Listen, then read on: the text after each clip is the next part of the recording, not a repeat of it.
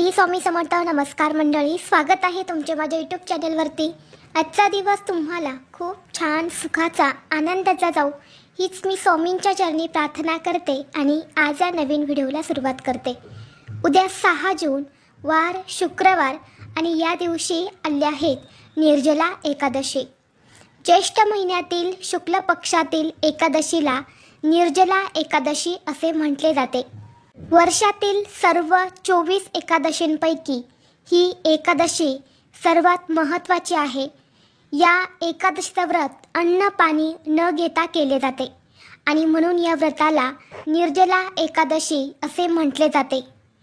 पौराणिक मान्यतेनुसार भीम म्हणजेच भीमसेन 5 पांडवांपैकी एक यांनी यांच्या आयुष्यात फक्त एकच निर्जला एकादशीचे व्रत केलं होतं, म्हणून तिला भीमसेनी एकादशी असेही म्हटले जाते.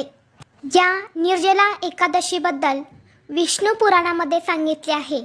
जर तुम्ही वर्षभर एकाही एकादशीचे व्रत करू शकत नसेल तर निर्जला एकादशीचे व्रत केल्याने तुम्हाला सर्व एकादशींच्या उपवासाचे समान फळ मिळत असते. जो व्यक्ती श्रद्धेने या पवित्र एकादशीचे पालन करतो तो सर्व पापांपासून मुक्त होतो. निर्जला एकादशीला दान केल्याचे विशेष महत्त्व आहे. निर्जला एकादशीचे व्रत हे सर्वात कठीण व्रत मानले जाते, कारण या व्रताला पाणी किंवा अन्न हे घेतले जात नाही. या दिवशी जर तुम्हाला व्रत करणं शक्य झालं नाही तर तुम्ही या व्रताचं फळ प्राप्त करण्यासाठी एक पाण्याचा हंडा घ्यायचा आहे. त्यामध्ये थोडेसे पांढरे तीळ टाकायचे आहेत आणि हे पाणी तुम्हाला दान करायचं आहे.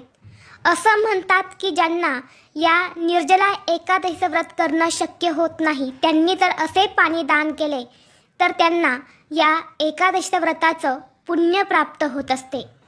सर्व पापांपासून आपली मुक्तता होते आणि आपल्या सर्व इच्छा मनोकामना ह्या देखील पूर्ण होतात.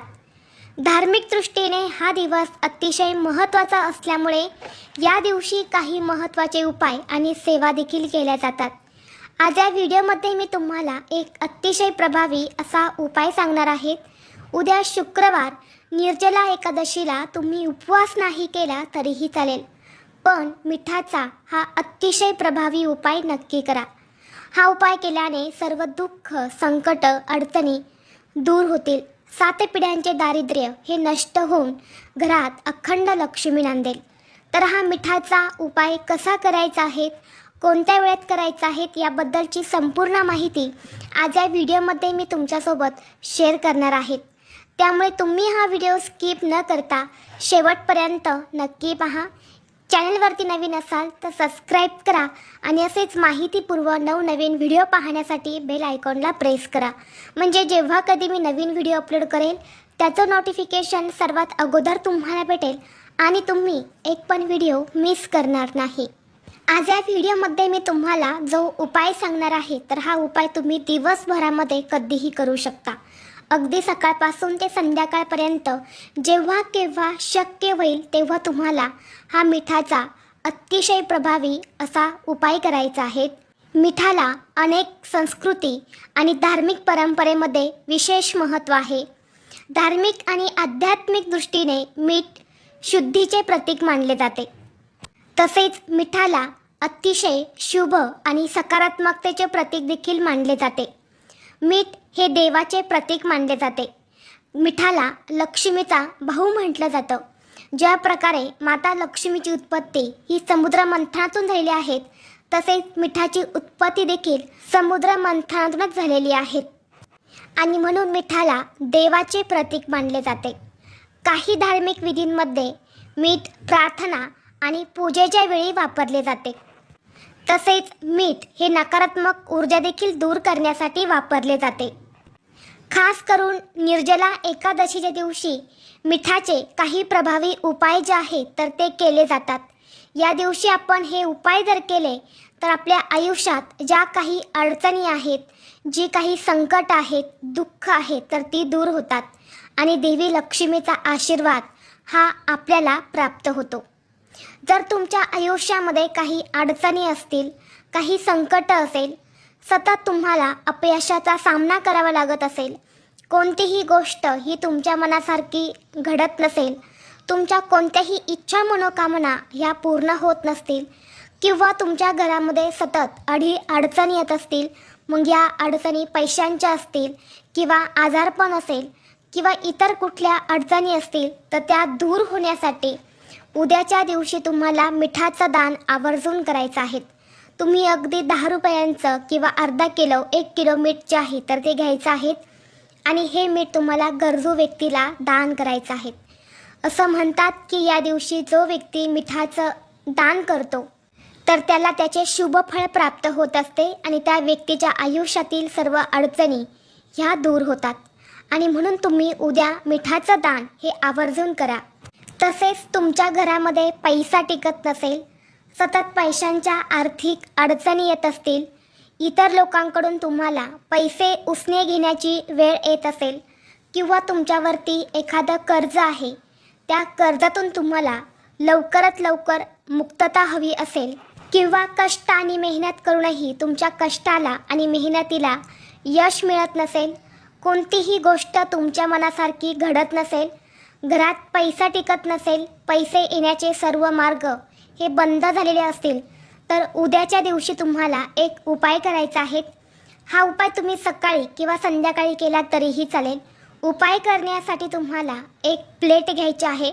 प्लेटमध्ये तुम्हाला मीठ ठेवायचं आहे. एक मातीची पंती घ्यायची आहे, त्यामध्ये दुहेरी कापसाची वात लावायची आहे. शुद्ध गाईचं तूप घालायचं आहे किंवा तिळाचं तेल घालायचं आहे आणि हा दिवा तुम्हाला त्या मिठावर ठेवून प्रज्वलित करायचा आहे.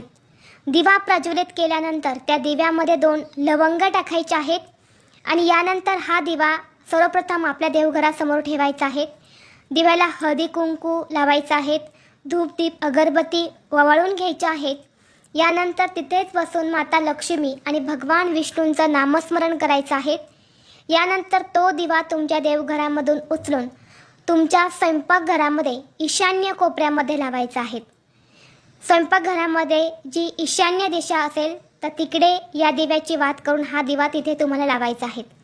जर तुम्ही हा दिवा सकाळी लावणार असेल तर कमीत कमी सायंकाळपर्यंत हा दिवा चालू राहील, याची काळजी घ्यायची आहे. आणि जर सायंकाळी हा दिवा लावणार असेल तर रात्री 12 वाजेपर्यंत हा दिवा तेवत राहील, याची विशेष काळजी घ्यायची आहे. चुकून दिवा विझला तर मनामध्ये कुठलीही शंका न आणता पुन्हा हा दिवा प्रज्वलित करायचा आहे. दुसऱ्या दिवशी तुम्हाला हे मीठ जे आहे तर ते वाहत्या पाण्यामध्ये विसर्जित करायचं आहे. यानंतर दिवा हा तुम्ही स्वच्छ करून वापरू शकतात. 2 लवंगा ज्या आहेत तर त्या निर्माल्यामध्ये टाकून द्यायच्या आहेत. तर अशा पद्धतीने तुम्हाला हा मिठाचा अत्यंत प्रभावी असा उपाय जो आहे तर तो करायचा आहे.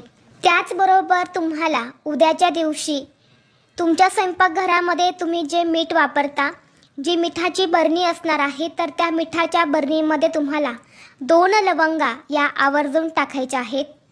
बघा, मिठाला लक्ष्मीचा भाऊ म्हटलं जातं आणि लवंगा या लक्ष्मीकारक मानल्या जातात. जेव्हा आपण या दोन्ही वस्तू एकत्र ठेवतो तेव्हा त्या घराकडे लक्ष्मी ही आकर्षित होत असते. घरामध्ये पैसे येण्याचे मार्ग हे मोकळे होतात आणि आपल्या कुटुंबाची चहूबाजूने प्रगती व्हायला सुरुवात होते. म्हणून 2 लवंगा या आवर्जून मिठाच्या डब्यामध्ये आपल्याला टाकायच्या आहेत. तर अशा पद्धतीने तुम्हाला हे मिठाचे 2 ते 3 उपाय जे आहेत तर ते उद्या निर्जला एकादशीला करायचे आहेत. व्हिडिओ तुम्हाला आवडला तर लाईक करा, चॅनलवरती नवीन असाल तर सबस्क्राईब करा आणि हा व्हिडिओ आपल्या मित्रपरिवारासोबत जास्तीत जास्त शेअर करा. चला तर मग भेटू असंच पुढल्या एका नवीन व्हिडिओमध्ये. तोपर्यंत सर्वांना श्री स्वामी समर्थ.